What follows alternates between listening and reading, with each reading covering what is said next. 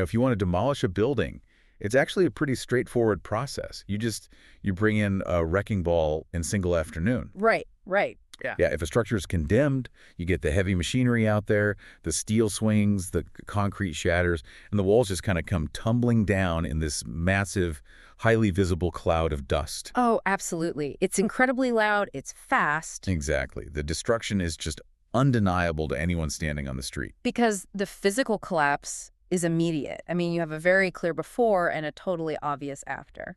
But the collapse of a human legacy, that operates on entirely different physics. Yeah, that's completely different. Especially when we are talking about a legacy that was practically poured right into the foundation of American culture. For a legacy of that magnitude, there is no wrecking ball. No, the structural collapse is totally subterranean. Right. It happens in the dark, it's entirely out of sight, and it takes place over the course of, well, half a century. Because the foundation is being quietly hollowed out by secrets? While the exterior remains completely pristine, celebrated and universally trusted. Right. Until the internal rot gets so severe that the facade it can no longer hold its own weight. Yeah. And when that kind of collapse finally breaks the surface, the cultural shockwave is just massive. And that subterranean collapse is precisely what we are mapping out today. Yes. We are taking on an extensive exploration of a landmark legal verdict. Our mission for this conversation is to really understand the mechanics behind a nearly $60 million civil judgment. Which is just a staggering amount. It really is. And this was recently handed down against a man who was once universally known as America's dad, Bill Cosby. Right.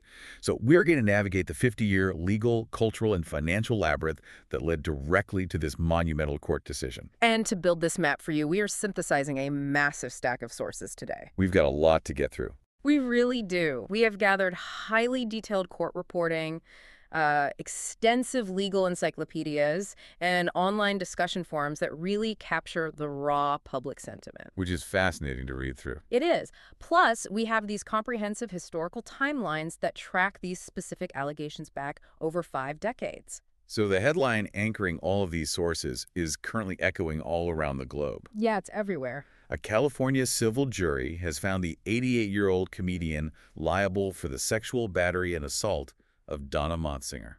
And the incident at the center of this verdict occurred over 5 decades ago. Right, which carries this completely staggering financial penalty. Something we definitely need to break down in detail. We certainly will, because, the final dollar amount is only the very tip of the iceberg here. Oh, absolutely. We are mapping out the exact chilling pattern of the allegations across multiple women over several decades. We'll be looking at the highly strategic legal maneuvers deployed by both sides, too. Yeah, and the changing state laws that finally cracked the courtroom doors open. Not to mention the reality of this seemingly contradictory financial empire. Right, because this is fundamentally about understanding how a 50-year-old secret is excavated, tested, and evaluated by a modern jury. So the architecture of this recent judgment is probably the perfect place to begin. I agree. The California jury verdict for 84-year-old Donna Motsinger is historically massive. It's huge. The jury awarded her a total of $59.25 million. Okay, the sheer scale of that number requires some serious context. How does a modern jury arrive at nearly $60 million for an event that happened half a century ago? It sounds like a random number, right? Yeah, what is the actual math behind a ruling like that? Well, the legal system breaks restitution down into very specific calculated categories. Okay. So first, the jury awarded $17.5 million specifically for past mental suffering. $17.5 million. Right. Then they awarded $1.75 million for future suffering. And what exactly does future suffering cover in a case like this? In civil law, future suffering encompasses the ongoing mental toll. So that's the loss of enjoyment of life, chronic anxiety, humiliation, and just long-term emotional distress. Got it. So the compensatory damages, the money awarded strictly to compensate the survivor for the trauma she carried for 50 years, totals roughly $19.25 million. Exactly. That is the restitution phase. Okay. But the truly groundbreaking element of this verdict is the punitive phase. Right, the punishment. Yes. After finding the defendant liable and calculating the compensation, the jury deliberated a second time, and they hit him with a staggering $40 million in punitive damages. $40 million exclusively as a punishment. Just to punish him. Wow. To understand what drives a group of ordinary citizens to level that kind of financial devastation, we really have to look closely at the 1972 timeline that Donna Motsinger presented in court. Yes, the specifics of her account are crucial here. According to the court documents and our sources, Motsinger was working as a waitress at a popular restaurant called the Trident. This was in Sausalito, California. And the Trident is an important contextual detail. How so? Well, in the early 1970s, it was this legendary haunt for musicians, actors, high-profile figures. Right. It was a space where the power dynamics of celebrity were heavily concentrated. And this is where the behavioral pattern really begins to materialize in the historical record. Exactly. Cosby, who was in his 30s at the time, just like Motsinger, became a patron of the restaurant. He befriends her. Right. He leverages that famously approachable, warm television persona. He invites her to attend his stand-up comedy show at the Circle Star Theater in nearby San Carlos. And she accepts the invitation. She goes to the theater, ends up backstage, and complains of feeling unwell. And here is where the details in the lawsuit become really harrowing. Yeah. The filings state that he provided her with a glass of wine and 2 round white pills, and he explicitly claimed they were aspirin. He told her it was aspirin. Exactly. The documents indicate the timeline violently fragments at this point. Right, because of the drugs. Yes. The very next thing she knew, she was going in and out of consciousness. The lawsuit details that she recalled these disorienting flashes of light and the sensation of 2 men physically placing her into a limousine. The culmination of this timeline is just devastating. It really is. She wakes up in her own home. The court filings describe her regaining consciousness with all her clothes removed except her underwear. Right. She had no top, no bra, no pants. And in that disorienting, terrifying moment, she realized she had been drugged and assaulted. And in the courtroom, the defense team fiercely contested this sequence of events. I mean, of course they did. They argued that her allegations rested almost entirely on speculation. Speculation. Yeah, their core argument hinged on the fact that Motsinger freely admitted she has no actual continuous memory of the assault itself. Because she was drugged. Right, the chemical incapacitation was so severe. So the defense essentially argued to the jury, look, the plaintiff has no idea what actually happened in that missing time. See, this presents a fascinating challenge regarding the mechanics of a civil trial. How do you mean? Well, the jury is being asked to evaluate a half-century-old trauma, right? But the memory of the trauma itself has been intentionally fractured by the very drugs allegedly used to facilitate it. Yes, exactly. It's like trying to find an incredibly dark time capsule, but the person who buried it intentionally wiped your memory of the map. That's a great way to put it. You know, the capsule's in the ground, you can clearly see the devastation it caused to the surrounding landscape. Right. But the precise coordinates, the mechanical details of the burial, are obscured by both the passage of time and the chemical trauma itself. So how does a jury weigh that? That is the precise paradox of drug-facilitated cases. Yeah. Because the legal system generally demands precise, observable, chronological facts. But a chemical sedative intentionally destroys the victim's biological ability to observe, encode, and record those facts. It erases the evidence from their own brain. Exactly. What the jury had to do here was look beyond a perfect chronological memory. In a civil trial, they evaluate the preponderance of the evidence. Right. They look at the surrounding context, the established pattern of behavior, the immediate aftermath in 1972, and the overall credibility of the survivor's fractured narrative compared to the defendant's denials. And the jury decisively believed her narrative. They did. But they didn't merely rule in her favor. They attached a very specific, powerful legal designation to their verdict. And this is the linchpin of that $40 million penalty. Yeah, the jury specifically determined that the actions were committed with malice, oppression, or fraud. Malice, oppression, or fraud. Those words carry immense weight. How do those specific terms function within the mechanics of civil tort law? Well, in the realm of civil law, you can award money to compensate a victim for negligence or pain. That's the compensatory phase we discussed. The $19 million. Right. But the law recognizes that some acts go far beyond mere negligence. Okay. If a jury finds that a defendant's actions were exceptionally egregious, intentionally harmful, or deeply deceitful. Which is what malice, oppression, or fraud legally defines. Exactly. When they find that, a completely new door opens. Oh, wow. The jury is then permitted to award damages designed solely to punish the wrongdoer and to send a deafening message to society to deter anyone else from ever committing a similar act. So that specific finding of malice is the legal key that unlocked the $40 million punitive devastation. Yes, that exact phrasing. The jury threw the absolute heaviest financial book they could find at him. They really did. But securing a $60 million verdict on paper is entirely different from actually collecting those funds. Oh, totally different. Because navigating the collection process requires threading through a massive maze of claims regarding the comedian's current financial reality. Right. His legal team is actively painting a picture of total financial ruin. The pushback was immediate. Attorney Jennifer Bonjean confirmed plans to pursue a rigorous appeal. Actually. And the narrative being broadcast from the defense camp is that the defendant is essentially broke, making a $60 million payout an impossibility. Which is wild. The sources provide some incredible detail from his deposition testimony regarding his finances. Yes. He was forced to detail his wealth under oath, and he painted a remarkably bleak picture. He claimed he has not earned a single cent as a working entertainer in over a decade. Right. The transcript of that deposition contains a very vivid metaphor. Oh, the submarine thing. Yes. He stated, due to allegations, whether they be newspaper, radio, television, magazines, or just plain internet, I have not worked in about 10 years or more. And then the quote, My net worth has gone down like a submarine with no motor. a submarine with no motor.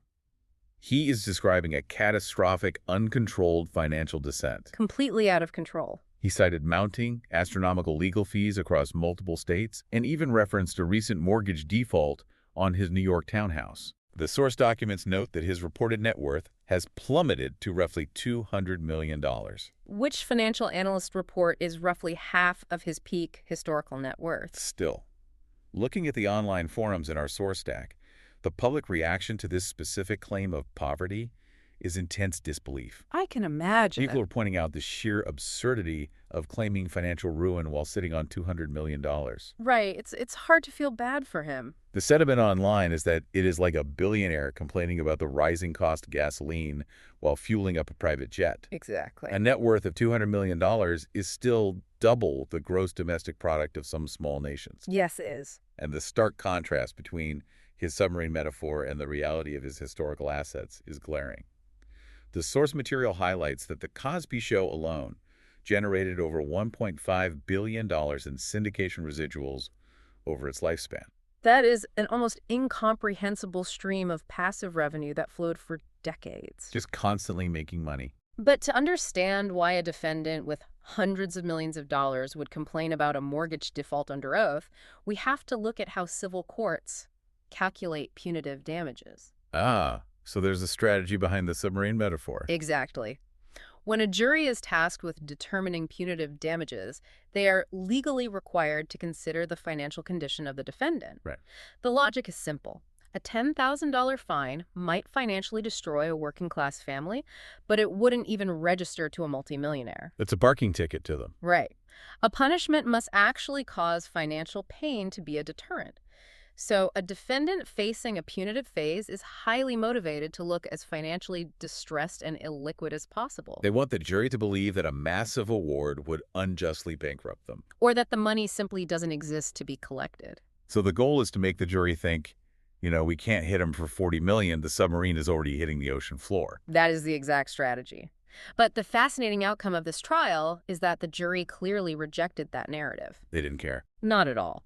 They did not factor his reported asset management failures, his legal bills, or his dwindling bank accounts into their mercy. Wow. They prioritized severe, unmitigated restitution for a 1972 assault over any sympathy for his reported net worth decline. It's interesting because his willingness to go under oath and deploy vivid metaphors to protect his wealth or his image is a recurring theme. Oh, yes. In fact, it was his sworn testimony in a completely different civil case years earlier that inadvertently handed his accusers the ultimate piece of corroborating evidence. And this requires us to look back at the pivotal 2005 and 2006 Andrea Constan's civil lawsuit. Right. That litigation is the definitive turning point. It is the moment the entire trajectory of his legacy and the legal viability of the accusations against him fundamentally shifted. Because for years prior to that, the allegations existed in this murky realm of public relations warfare. It was all whispers. It was aggressive denial and the threat of litigation against anyone who spoke out. Exactly. But then, portions of his deposition transcript from that 2005 Constan lawsuit were unsealed by a judge and released to the press. And the contents of those transcripts were chilling. Completely chilling. The unsealed documents contained an admission of the exact modus operandi that multiple women have been quietly describing for years. His exact methods. In his own words, under oath, he admitted to obtaining the sedative hypnotic drug methaqualone, which was commonly known by the brand name Quaaludes. And the mechanism of how he obtained those highly restricted sedatives is crucial context here. Very crucial. The sources detail that he acquired these Quaaludes from a Dr. Leroy Mr. And Dr. Mr. was not a psychiatrist treating insomnia, nor was he a general practitioner. No. He was a gynecologist. A gynecologist. Let that sink in. He claimed he received these heavy sedatives during a poker game at his Los Angeles home. And just to complete the picture of the medical ethics involved here, Dr. Mr. was later entirely disgraced, having his medical license revoked in both California and New York before his death. Wow. But the most damning element of the deposition wasn't simply the acquisition of the drugs. Right. It was the sworn intent behind the acquisition. He testified under oath that he procured the Quaaludes with the explicit, predetermined intention of giving them to young women he wanted to have sexual relations with. It's just unbelievable to read. He further insisted that he never personally consumed the drugs himself. Right. He acknowledged knowing it was illegal to dispense prescription medications to others, but admitted to doing it anyway. The public forums in our sources frequently highlight the highly calculated nature of this arrangement. Yes, the calculation is what gets people. The reality of a powerful entertainment figure utilizing his immense influence to have a medical professional, specifically a gynecologist, a doctor whose entire ethical mandate is centered on women's health and safety. Right.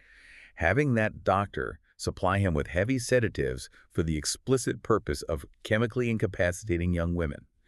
It represents a terrifying, multi-layered abuse of institutional trust. It is the definition of predatory behavior. And the contrast between that detailed admission of his general methods and his specific testimony regarding Donna Motsinger is incredibly stark. Oh, the selective memory. Exactly. During the recent Motsinger trial, the jury was shown video from a recent deposition. When asked directly if he had engaged in sexual intercourse with Motsinger, his response was completely evasive.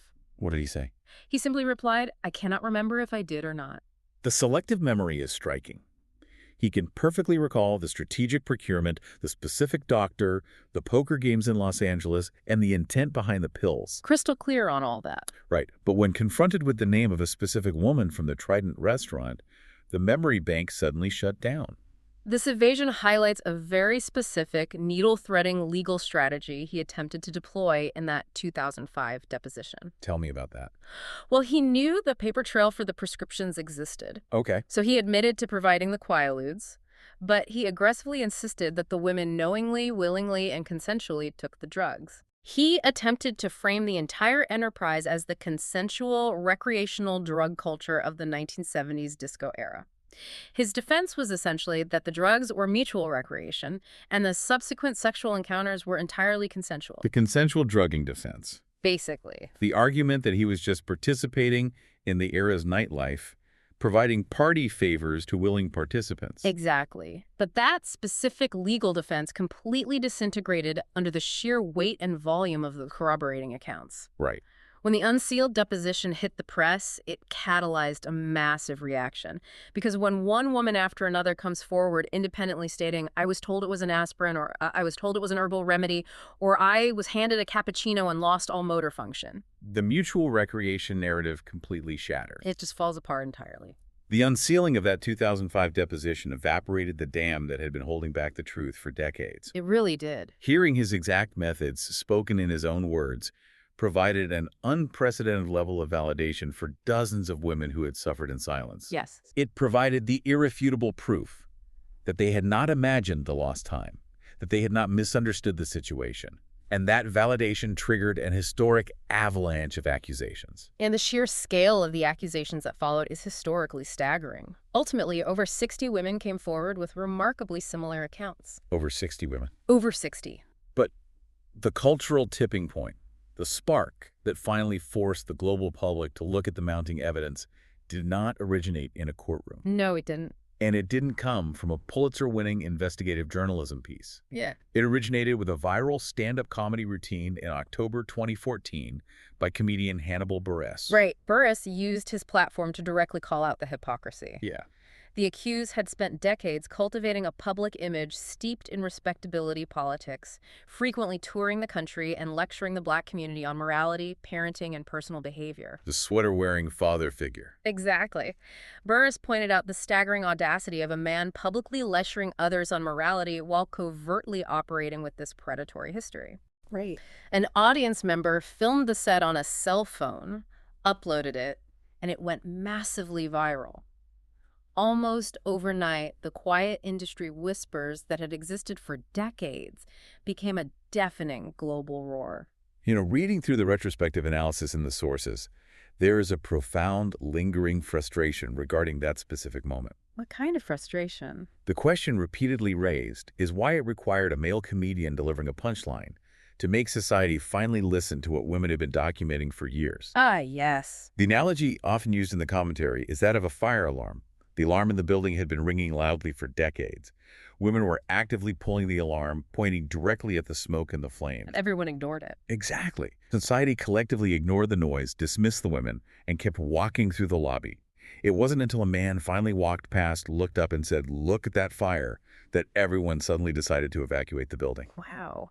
It serves as a profound indictment of a cultural and media landscape that routinely ignored and actively discredited women. Especially when the accused individual possessed immense wealth, institutional power, and a beloved public persona. Yes, absolutely. But once that cell phone video forced the spotlight onto the issue, the sheer scope of the allegations became impossible for networks or the public to ignore. The source documents detail accounts stretching all the way back to the mid-1960s. And when you analyze those accounts, the pattern is chillingly methodical. You read through the sources, and the identical methodology is repeated across different cities and different decades. Over and over. Supermodel Beverly Johnson alleged her cappuccino was spiked during a professional audition at his home in 1986. Supermodel Janice Dickinson alleged she was drugged and assaulted when seeking career advice. Right.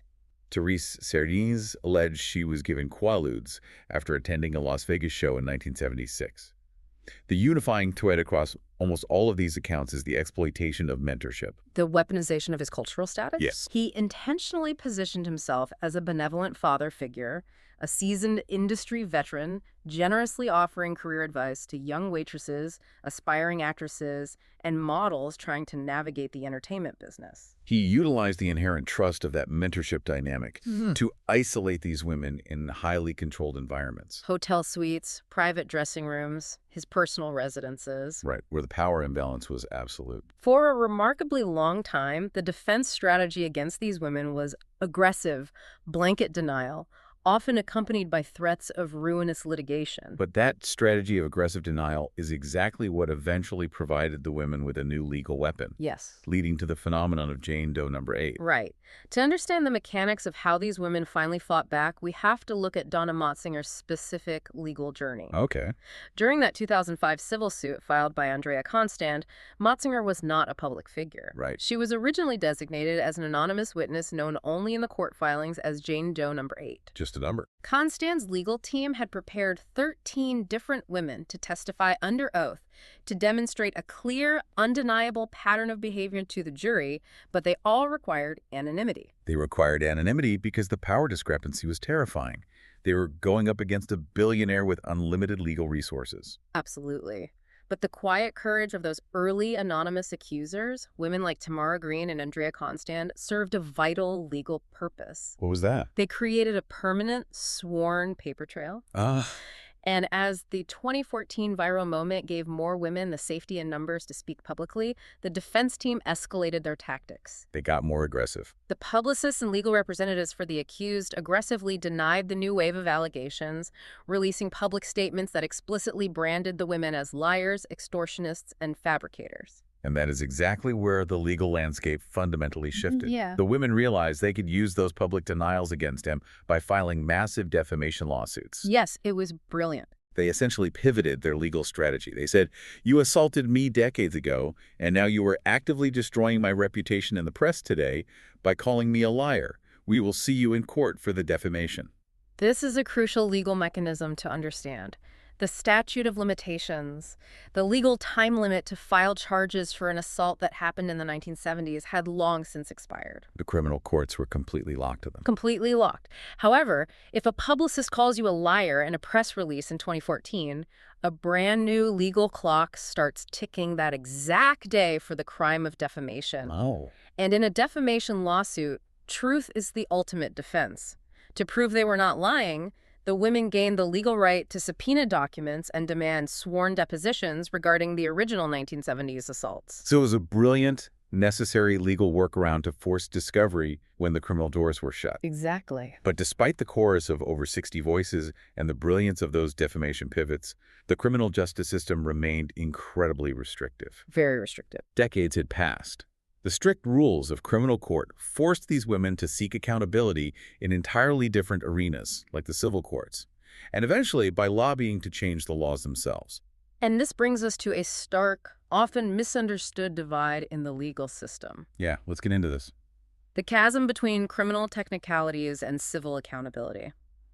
We must clearly outline why Donna Motsinger's nearly $60 million victory is strictly a civil verdict, and why it does not result in a criminal conviction or prison sentence. That is a critical distinction for you to keep in mind. He's not going to prison because of the Motsinger verdict. No. This trial was strictly about financial restitution and legal liability. To understand why the criminal system failed to hold him, we have to walk through the incredibly frustrating criminal saga of Andrea Constand. Right. Out of the more than 60 women who bravely came forward, Andrea Constand was the singular accuser whose case actually resulted in criminal charges in a trial. Just one. Just one. Her case centered on an incident at his Pennsylvania home in 2004. And the power dynamic was present here as well. She was an employee at Temple University, an institution where he held massive influence. Right. He invited her to his home to discuss career progression, provided her with blue pills he claimed were an herbal remedy or Benadryl to help her relax, and assaulted her when she became physically incapacitated.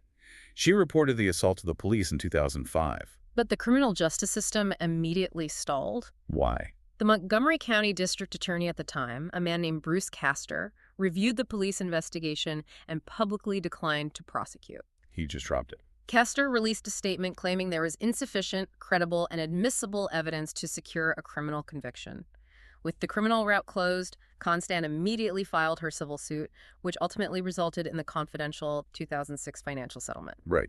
But then, fast forward a decade to 2015. Okay. The cultural landscape has shifted post-Hannibal Buress. A new district attorney has taken office in Montgomery County. And the deposition is unsealed.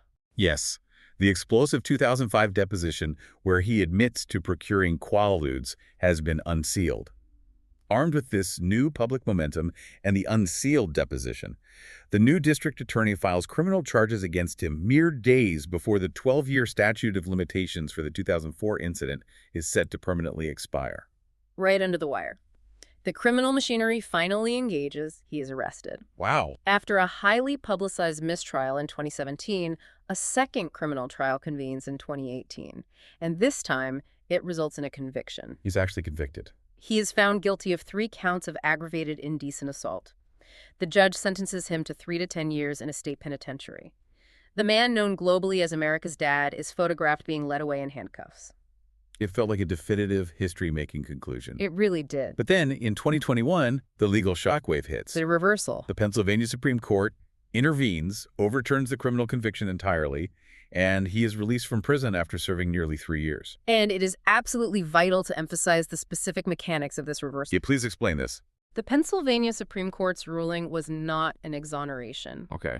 The court did not declare that he was innocent of the charges, nor did they suggest the jury was wrong to believe Constand. They vacated the conviction and released him based entirely on a constitutional procedural violation. A violation rooted in a promise made by that original district attorney, Bruce Castor, back in 2005. How exactly did a decade-old promise dismantle a modern criminal conviction? This requires a deep look at the Fifth Amendment. Okay. The Constitution guarantees that you cannot be forced to testify against yourself in a way that could lead to your criminal prosecution. Right, pleading the fifth. Exactly. When Constand filed her civil suit in 2005, The defendant could have simply pleaded the Fifth Amendment during his deposition and refused to answer any questions about the assault. Which would have effectively killed her civil case. Exactly. Because anything he said in the civil deposition could be handed to the police to arrest him.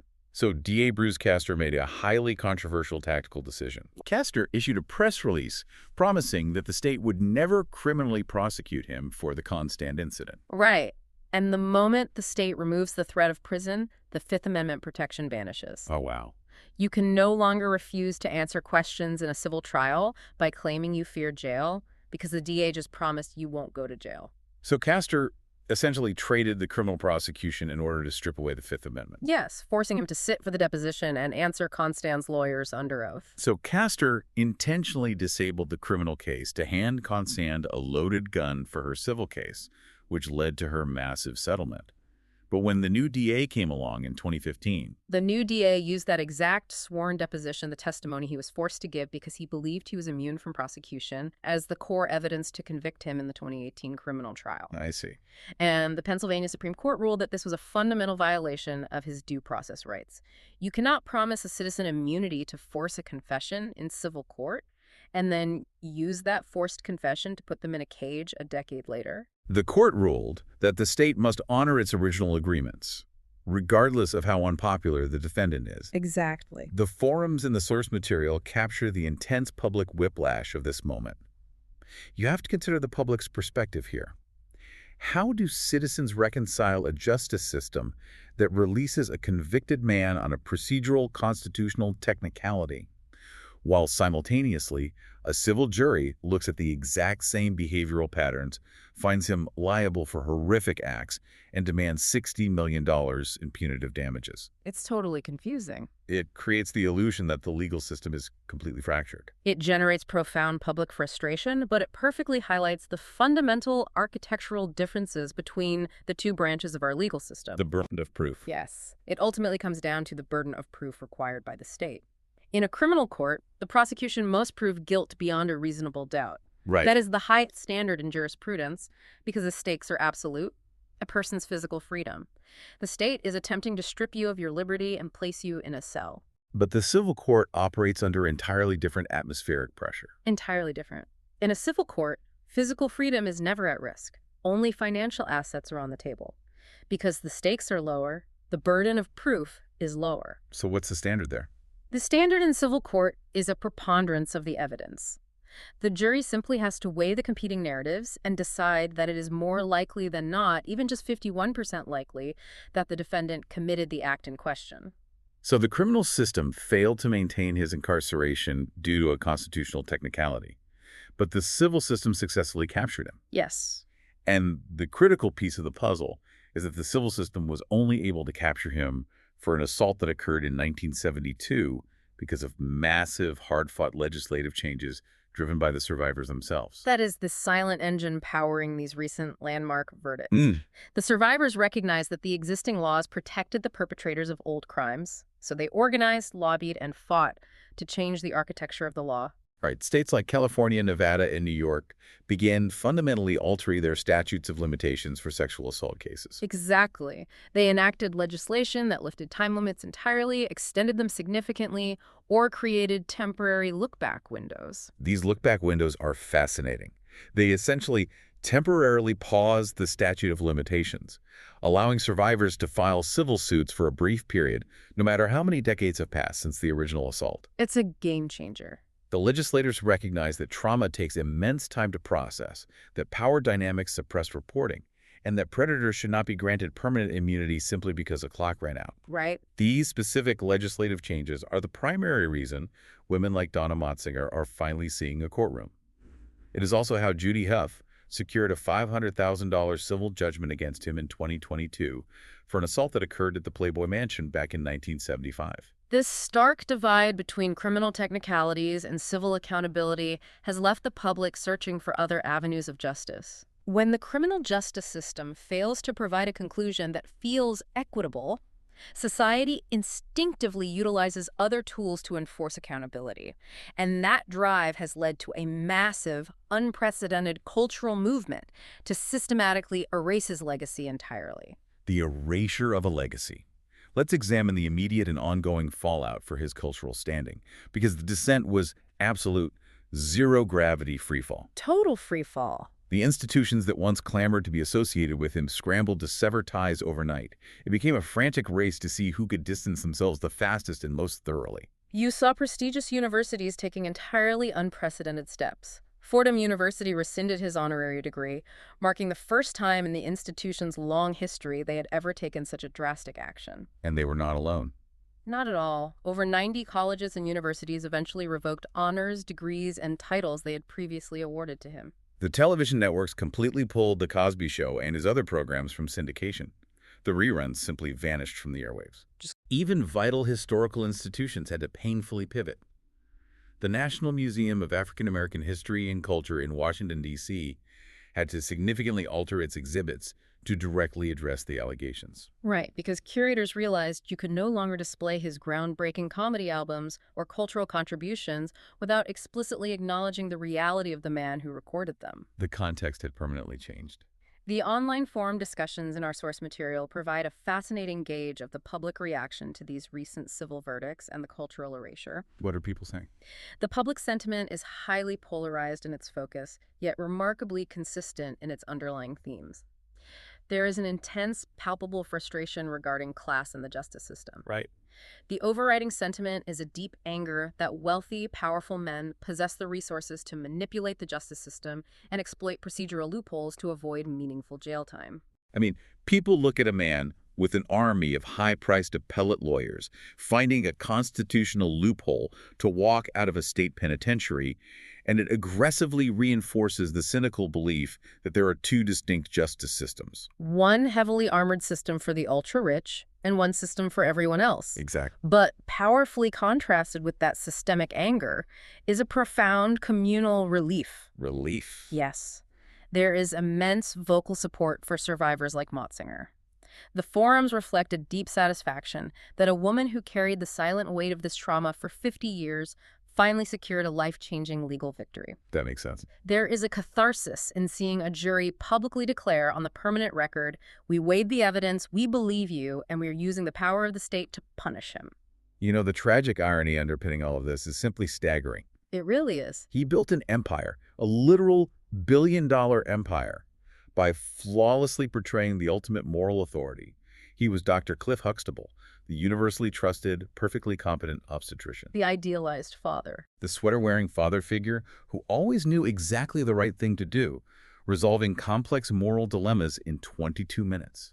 He literally authored best-selling books lecturing the country on fatherhood, education, and strict morality. Right. And while he was projecting that perfectly curated image into millions of living rooms every Thursday night, he was allegedly utilizing that exact same trust, the powerful aura of the safe, moral doctor and the wise mentor, as a weapon to isolate, chemically incapacitate, and violate women. It represents the ultimate betrayal of the public trust. The man on the screen was the perfect antithesis of the man in the hotel suite. Perfectly stated. And this synthesizes the cultural reckoning we are currently witnessing. When the criminal justice system fails to provide a conclusion that the public feels is just, society turns to its remaining cultural and financial tools. Yeah. We utilize the civil courts to systematically drain their accumulated resources, and we utilize the revocation of honors, the dismantling of statues, and the erasing of their art to strip them of their cultural power. We methodically dismantle the monument we previously built. Exactly. Which leaves us with an incredibly complex ethical puzzle, one that builds directly from the specific financial facts we have explored today. Consider this reality. His immense multi-hundred-million-dollar wealth was directly generated by his unparalleled ability to portray an idealized, wholesome family man on television. Right. That art, The Cosby Show, was beloved and highly lucrative, precisely because it was perceived as universally safe, moral, and clean. Yeah. Now, the very residuals flowing from that wholesome art, that $1.5 billion syndication empire we discussed, are exactly the assets that his victims are targeting for financial restitution in civil court. Wow. The massive wealth generated by the wholesome image is the exact vehicle paying the multi-million-dollar damages for the predatory reality. So the complex question we want to leave you to mull over is this. Can society ever truly separate the art from the artist when the revenue generated by the art itself is actively funding the reparations for the artist's crimes? It is a profound paradox. It is a question that forces the audience to completely reevaluate the context of every laugh, every wholesome moment, and every moral lesson that show ever delivered. It really does reframe the entire legacy. Thank you for staying until the end of this extensive conversation. We know navigating this material is heavy, but understanding the intricate mechanics behind these landmark cases is crucial to understanding how our legal and cultural systems operate. Please subscribe to the show so you don't miss our future explorations into the complex story